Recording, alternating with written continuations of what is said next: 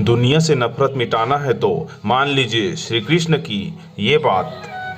आइए जाने क्या है वो। श्रीमद् भागवत गीता में श्री कृष्ण ने प्राणियों में समानता की शिक्षा दी है।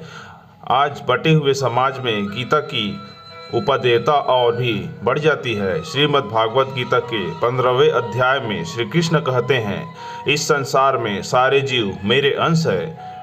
वे 6 इंद्रियों से घोर संघर्ष कर रहे हैं, जिसमें मन भी सम्मिलित है। श्री कृष्ण इसे और स्पष्ट करते हैं, विनम्र पुरुष अपने वास्तविक ज्ञान के कारण सभी को समान दृष्टि से देखता है। अर्थात जब हम किसी भी भूखे की भूख मिटाते हैं तो भगवान श्री कृष्ण की भूख मिटाते हैं। प्रत्येक प्राणी में ईश्वर है, फिर भेद कैसा? किसी भी जीव को प्रताड़ित करना, कष्ट देना ईश्वर को कष्ट पहुंचाना है। गीता में समानता का यह स्वर सभी जगह मिलता है। 6ठे अध्याय में भगवान श्री कृष्ण कहते हैं, जब मनुष्य निष्कपट हितैषियों, प्रिय मित्रों, तटस्थों, धर्मस्थों, ईर्ष्यालुओं, शत्रुओं तथा मित्रों को समान भाव से देखता है तो वह और भी उन्नत माना जाता है। स्पष्ट है कि हमारे सांसारिक संबंध कैसे भी हो, पर हमारे व्यवहार में समानता का भाव होना चाहिए। दुनिया में समानता का विचार आधुनिक काल की देन माना जाता है, किंतु भारत में श्रीमद् भागवत में समानता का विचार अद्भुत ढंग से प्रस्तुत हुआ है। हालांकि कोई धर्म आपस में भेदभाव के लिए प्रेरित नहीं करता, फिर भी आज पढ़े लिखे समाज में भी जाति भेद शिखर पर है। मनुष्य समय पड़ने पर अपनी नस्ल, जाति, भाषा और धर्म से अलग व्यक्ति पर प्रतिकूल टिप्पणी करता है। हिंदू, मुस्लिम, ब्राह्मण, शूद्र, शाकाहारी, मांसाहारी, साधारण जाति, अनुसूचित जाति, उच्च वर्ग, निम्न वर्ग, भाषाओं का अलग तनातनी है।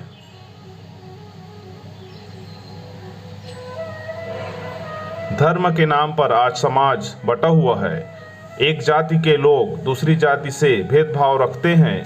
उन्हें लगता है कि सिर्फ उनके धर्म, संप्रदाय, समाज का व्यक्ति ही उनका हित कर सकता है।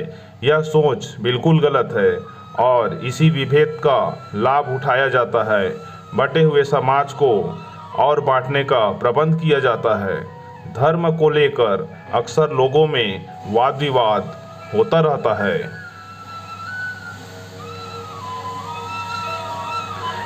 इसी का नतीजा है कि हम एक बार फिर से उस दोराहे पर खड़े हैं जहां देश में आध्यात्मिकता की एक लहर की अनिवार्यता महसूस होने लगती है। आध्यात्मिकता की लहर का मतलब है एकता की भावना, कुछ ऐसा हो कि हर कोई दूसरों से ऐक्य महसूस करने लगे। अध्यात्म के प्रभाव में ऐसा होना कोई मुश्किल नहीं है। स्वामी विवेकानंद ने कहा है, सभी धर्मों का गंतव्य स्थान एक है। जिस प्रकार विभिन्न मार्गों से बहती हुई नदियाँ समुद्र में जाकर गिरती है, उसी प्रकार सब मत मतांतर परमात्मा की ओर है। हमारी पवित्र पुस्तकें कुरान, गीता, रामायण या बाइबल में इंसानियत की सीख दी गई है।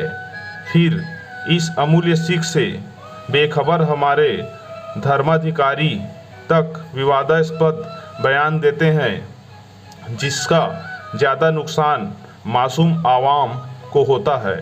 ऐसा समाज जहां इंसानियत ही हमारा धर्म हो, इसके लिए ज़रूरी है कि हम पहले इंसान बन जाएं, जो सब धर्मों से ऊपर है।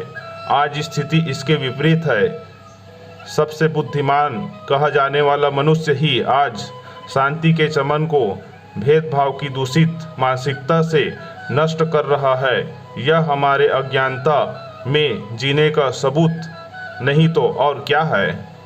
आज का वीडियो यहीं समाप्त होता है दोस्तों। जय श्री कृष्ण, राधे राधे।